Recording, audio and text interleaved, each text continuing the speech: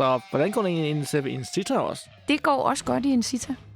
Okay. Hvor jeg vil sige, jeg synes, den store ting i CFA har virkelig været jubilæet 2024. Så den rigtig store ting i en Cita har været, at vi har genvundet vores rigtig store rammeaftaler med Københavns Kommune. I en Cita.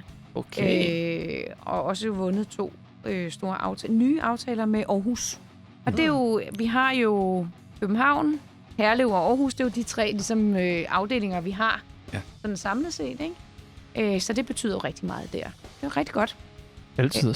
Altså, når du minder rammer jo, altså, hvad betyder det? Jamen, det betyder, altså, det er selvfølgelig lidt teknisk, men skolen herude, STU'en, der har vi også elever, fordi vi har en rammeaftale.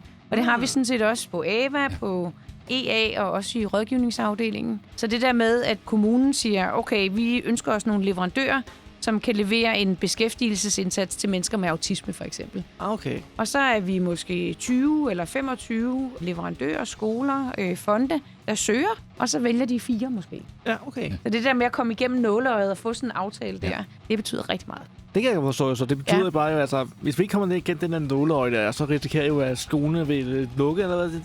Det kan man faktisk godt sige, ja.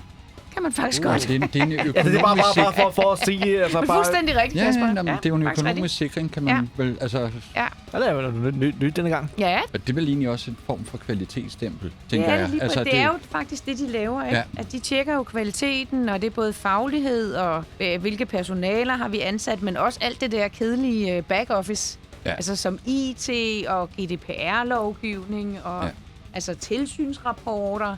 Alle de der ting, ikke? Og den er rigtig kedelig økonomi. Lige på. Alt det der, man ikke ser, det bliver også tjekket igennem, ikke? Men jeg vil sige, at vi er ret gode til også at skrive de der tilbud.